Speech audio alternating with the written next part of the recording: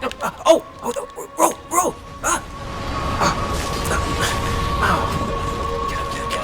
Oh, man.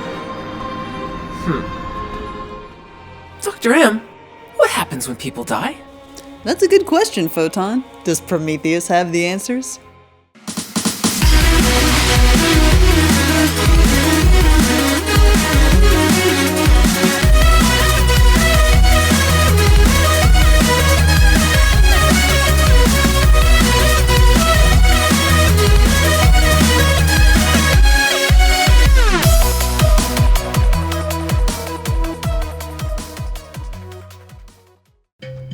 Prometheus is the middle child of the Alien franchise as far as popularity. I wasn't sure what to make of it either. I loved the android character, David, of course. Of course. He was so interesting, I made a whole episode dedicated to him. Check it out. But the human crew was pretty forgettable. They looked so much like cannon fodder, I didn't bother to learn their names. Does your crew suffer from poor decision-making, such as running into a deadly sandstorm, forgetting how to turn to the left or the right, or getting too friendly with the natives? Your crew may be suffering from TDTL, or too dumb to live. It's more common than you think. Even with advanced psychological screenings and limitless funding, your space crew may display symptoms of TDTL at the most inopportune times. TDTL has no known cure, but prevention is possible. With the help of skilled writers, you can jeopardize your mission in plausible, engaging ways, instead of just throwing whatever nonsense moves the plot forward. Ask your doctor if effortful script writing could be right for you. The crew members are also pretty one-dimensional, and that one dimension is delivered through ham-fisted dialogue. I ain't here to be your friend. I'm here to make money. I like to minimize risk. I'm just a geologist. I like rocks. I love rocks. Guess the writers were absent on Show Don't Tell Day and Screenplay Writing 101. The sponsor for this expedition is billionaire Peter Wayland of Wayland Industries. I thought you said Peter Wayland. So why are we looking at a rotting pumpkin?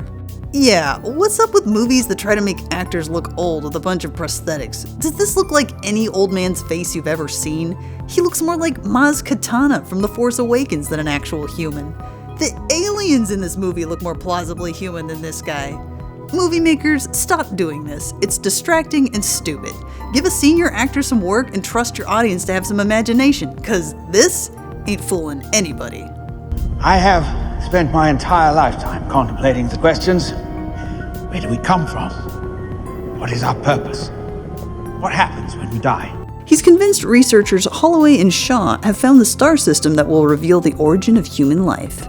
Wayland has enough faith to fund the mission, but his motives are more self-serving than spiritual. If these things made us,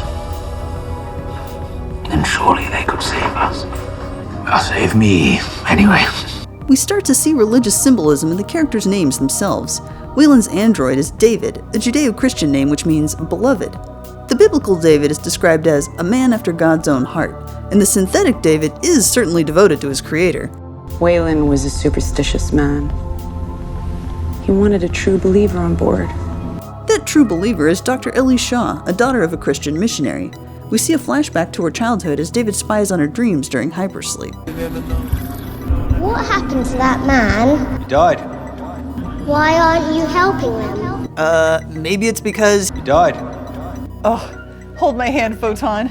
This scene's gonna be hard to get through. This child actor is terrible! They don't want my help. Their God is different than ours. Why did he die? Sooner or later, everyone does. Like Mummy? Like Mummy. Wait, so this little girl is just now asking why do people die because she saw a dead stranger in a foreign country. She didn't ask these questions when, oh, I don't know, her own mother died? Where do they go? Everyone has their own word. Heaven. Paradise. Whatever it's called. Someplace beautiful. Wait, earlier he said the locals wouldn't want his help because... Their God is different than ours. But now he's saying that everyone goes to the same heaven, there's just different words for it? Why would you go to the other side of the world to convert somebody if it makes no difference in the afterlife? How do you know it's beautiful? Because that's what I choose to believe. Ah yes, all religions have the same outcome, and it's gonna be beautiful because we choose to think it is. Anyway, Ellie Shaw plays the token believer on the expedition. Her boyfriend is a little more skeptical. Guess you can take your father's cross off now. Why would I want to do that? Because they made us. And who made them? The movie also includes another skeptic. They engineered us. Do you have anything to back that up? No, I mean, look, if you're willing to discount 3 centuries of Darwinism, that's... woo!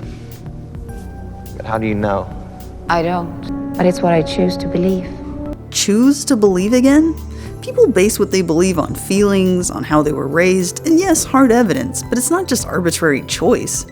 Every time Prometheus brings religion into the picture, it always seems to back away before saying anything meaningful. For instance, when the crew first wakes up from hypersleep, the ship's pilot hasn't even eaten yet, but he starts setting up a Christmas tree.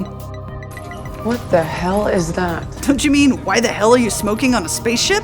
It's Christmas. Need the holidays to show time is still moving. Mission briefing is about to start, Captain. Well, I haven't had any breakfast yet. What the heck is the point of that scene? If you need to show that time is still moving, that's what clocks and calendars are for. Shouldn't the tree at least have nostalgic cultural meaning, if not religious significance? Why would this tree and ornaments be taking up precious cargo room on a multi-year mission into space if it's just going to be blown off as a way to show that time's still moving? Later, David takes away Ellie's cross, saying, I'm going to have to take this. Maybe contaminate it. But that never really goes anywhere either. The filmmakers take the time to bring up the crew members' different beliefs, but not long enough to result in any character-building revelations.